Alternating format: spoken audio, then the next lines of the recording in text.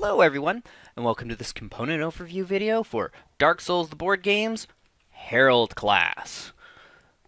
In this video, I will be going over the character card and also the gear cards for that come with the Herald class. But first, a quick overview.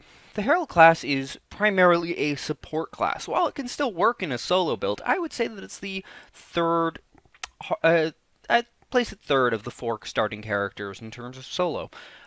But as I was saying, it's a very good support build because of its high faith and its fourth starting item, while the other classes only get 3, is an actual support item helping with stamina recovery. Now, if you can get miracles, it is best to give them to the Herald, and if you can get the offensive ones, a solo game will turn pretty easy. But let's get into the rest of the details. So first off with the Herald, we have his art, which is him with the background of the grave for Aldrich, Saint of the Deep. I believe it's Aldrich. I know it's one of the Lord of Cinders you end up fighting. This is also the furthest in of any of the artwork, while the rest of it happens in one of the first 2 areas. Now, on to the Herald Stat, we first off have the lowest threat of 4, which is half the second highest, or the next highest. And this character has plenty of faith and a decently high strength, but, well, actually he's pretty well rounded in a lot of stats. Most of the characters are, but they definitely have their strengths. And his spark, or heroic ability, is once per spark during his activation, the Herald may use Perseverance, which is what it's called.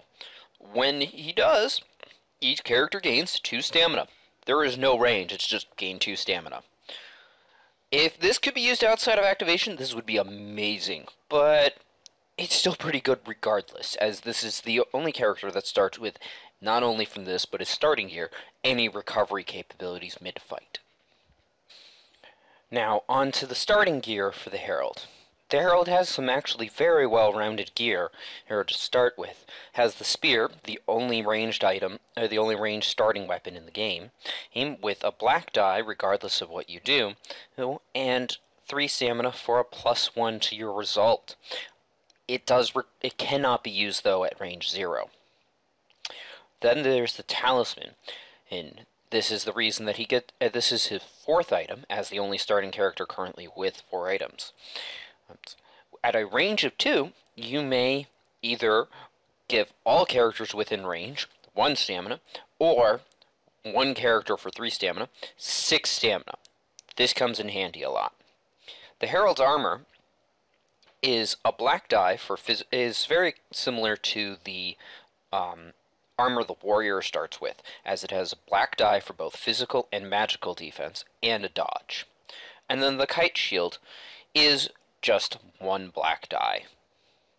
Oh well. So, on to the Herald's treasure cards. We have the Lothric Holy Sword, requiring a faith of 31, and it's decent strength to go with it. For 0, blue die, magic damage. 1 character within 1 range gains a stamina, and for 3 stamina, add a black die, and still give 1 character within 1 range a stamina. It is still a 0 range weapon, keep that in mind. And it also gives a magic defense. The Cathedral Knight Armor has decent mid-range stats. I think most characters would only have to go up to a tier 2 at most, and gives a blue physical defense and 2 black magic defense. Then the Golden Wing Crest Shield has a 26 strength and faith requirement, has an attack for 1 black with 0 stamina, and gives a blue for both physical and magical.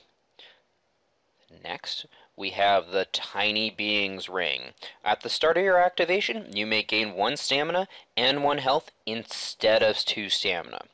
Keep in mind, that's pretty big, because if you're constantly pumping stamina attacks and somebody isn't recovering your stamina.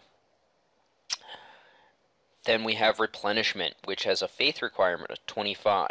For 0, all characters within range, which is 1, gain 1 stamina. Or, for 2, All characters within range gain 1 health. Lastly, we have the Transpose treasure cards for the Herald. First up, we have Saint Bident. This is a reach of 1 weapon with a 35 strength and faith requirement. 2 blue, cannot attack at 0 range for 0 stamina, or for 3 stamina, 1 black and 2 blue. Again, I don't know if that's worth the 1 black, also at a 0 range. Or it can't be at a 0 range. For 0, though, 1 character within range, so within a range of 1, gains 2 stamina, and also provides a physical and magical black die for defense. Then the Partisan is a range 1 with strength and dex required, but a very high faith of 35. For 1 stamina, you can gain 2 blue die. Again, just like with the rest of the spear, no range 0. And for 4, you can add an orange die to that.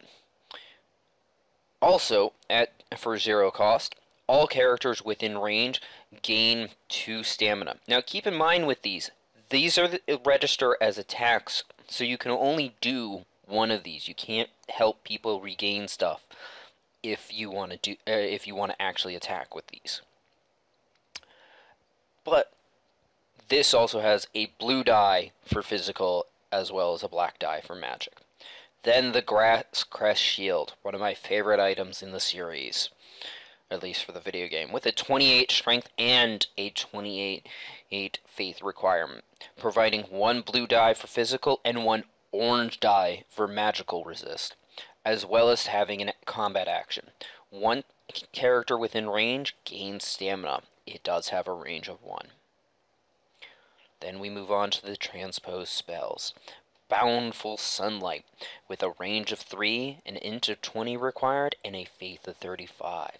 1 character within range for 0 stamina gains 6 stamina. For 3 stamina, all other characters within range gain 6 stamina.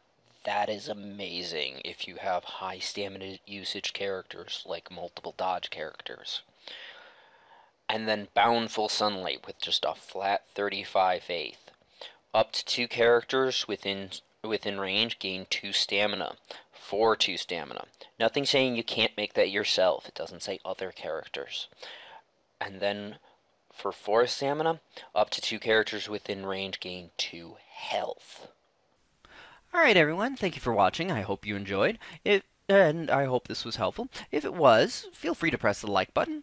And if you know somebody else who might enjoy it or might help, go ahead and share it. If you didn't like it, go ahead and press that dislike button.